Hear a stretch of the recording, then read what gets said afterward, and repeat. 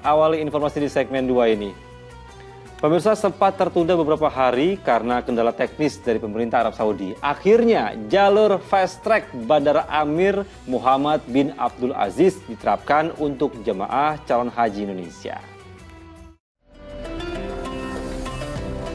Kloter JKG 08 menjadi kelompok terbang jemaah calon haji Indonesia yang pertama menikmati cepatnya fasilitas fast track. Proses kedatangan ini diawasi langsung oleh Kementerian Urusan Haji Arab Saudi. Nanti begitu jemaah haji tiba di bandara ini, kemudian masuk ke ruangan gate, terus kemudian langsung saja ke bus. Begitu barangnya nanti akan dibawa melalui box. Dengan jalur fast track ini, semua proses keimigrasian seperti pemeriksaan paspor, visa, sidik jari, dan retina mata telah dilakukan di tanah air. Sehingga jemaah calon haji Indonesia tinggal hanya turun dari pesawat dan langsung diarahkan ke bus untuk diantarkan ke hotel masing-masing. Jadi emang lebih cocok begitu. Jadi di sini nggak pusing-pusing. Jadi di sini bagaimana tadi? Alhamdulillah langsung masuk, udah beres, cek X-ray tas bagasi udah. Fast Track 2022 ini baru bisa diimplementasikan untuk kloter dari embarkasi Jakarta, baik JKG maupun JKS. Tahun ini baru 29.131 dari 100.051 jemaah calon haji Indonesia yang bisa menikmati layanan Fast Track ini. Ya saudara, bagasi di belakang ini adalah bagasi milik jemaah calon haji Indonesia yang akan diantarkan langsung ke hotel. Jadi para jemaah tidak perlu memikirkan untuk urusan bagasi karena sudah diurus oleh para petugas. Nah, selain Indonesia, ada 4 negara lainnya yang juga menerapkan fast track, yaitu Malaysia, Pakistan, Maroko, dan Bangladesh. Demikian dapat saya laporkan dari Bandara Amir Muhammad bin Abdul Aziz. Puji Abdul Subekti melaporkan.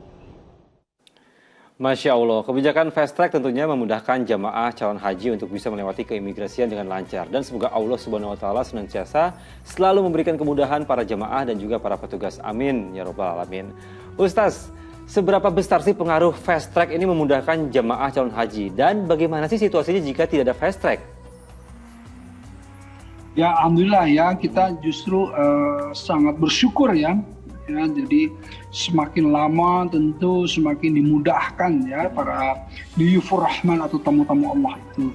Nah, jadi kalau dengan yang namanya fast track tadi kita sudah dapat kabarnya tadi, jadi tidak lagi disusulitkan oleh bagasi-bagasi yang kemudian kita jaga sendiri dan lain-lain. Kan biasanya begini ya, kalau misalnya kita dari Madinah itu ya, kemudian kita berangkat ke Makkah gitu ya, kemudian kita berumrah dulu gitu ya, itu kan kita berpikir bagaimana nih barang-barang dan lain-lain ya dan sebagainya. Tapi kalau ini sudah kemudian diurus langsung ya, dan jadi artinya sudah lagi tidak perlu terbagi fokusnya, sudah Duyufur Rahman ini ya kemudian fokusnya ibadah saja begitu ya, jadi tidak perlu lagi khawatir terhadap bagasi-bagasi ya, yang dulu ditumpuk-tumpuk dulu tuh bagasi-bagasinya sebelum kemudian masuk ke dalam penginapan-penginapan gitu ya. Nah, jadi dengan konsep fast track ini ya alhamdulillah justru ini yang kemudian membuat kita tentu bersyukur ya, dan semoga juga ada kemudahan-kemudahan yang lainnya gitu ya, yang saya dengar ada kemudahan di tawafnya, ada kemudahan di sa'inya dan lain-lain ya, dengan adanya teknologi-teknologi, pengaturan-pengaturan yang kemudian ini juga karena kemarin itu pandemi itu kan membuat ya alhamdulillah ala kulli hal ya, berkahnya itu salah satunya para dari Arab Saudi itu juga panitia hajinya itu sudah kemudian mempersiapkan dengan persiapan yang cukup matang. Jika seandainya pada saat dulu tidak ada, mereka membuat simulasi-simulasi jika seandainya membludak, dan akhirnya inilah salah satunya konsep fast track yang kemudian diberlakukan di Indonesia untuk jamaah Indonesia ini. Ya, Ustaz, boleh bercerita sedikit kepada kita semua yang belum punya kesempatan untuk beribadah haji, Ustaz. Seperti apa sih rasanya ketika kita menjadi tamu Allah, ketika menginjakan kaki pertama kalinya di tanah suci, sampai menjalankan ibadah, sampai akhirnya kita menjadi haji. Bagaimana sih, Ustaz? Ya. Pengalamannya seperti apa, Ustaz? Ini Masya Allah ya, Subhanallah, ini sulit sekali diceritakan betapa sebetulnya yang bisa kita rasakan itu kan sebetulnya ruhiyah kita ya, bagaimana pengalaman spiritualnya, bagaimana secara ruhiyah itu betul-betul kita itu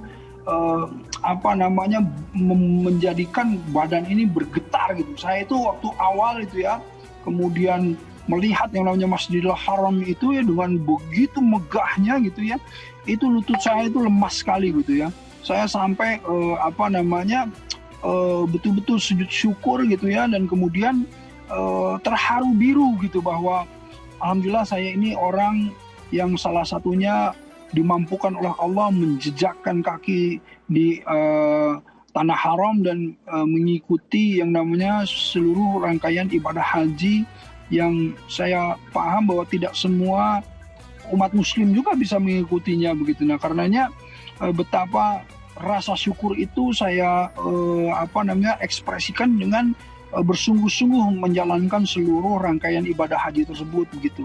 Nah, karenanya betul-betul semua yang dirasakan itu karena memang ruh yang berbicara gitu ya, hati yang kemudian terpanggil, akhirnya semuanya itu menjadi menggentarkan kita semuanya. Di setiap sudut itu saya nangis, di sini nangis, di situ nangis ya. Betapa benar-benar seakan-akan menemukan bahwa inilah tempat yang sesungguhnya, yang seharusnya kita berada di dalamnya, yang kita berada dalam kesolehannya, kita harus menjaga keistiqomahannya gitu ya.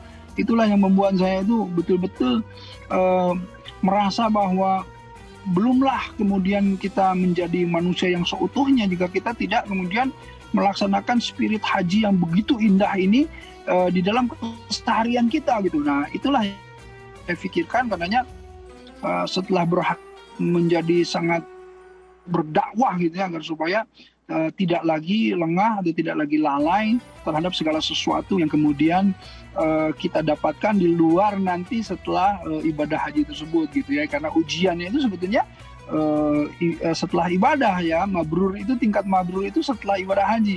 Jadi ibadah haji ini seakan-akan sertifikatnya, kita disertifikasi oleh Allah untuk kemudian kamu diberikan ijazah untuk kemudian menjadi atau menjalankan segala sesuatunya dengan totalitas penghambaan kepada Allah. Kurang lebih begitu.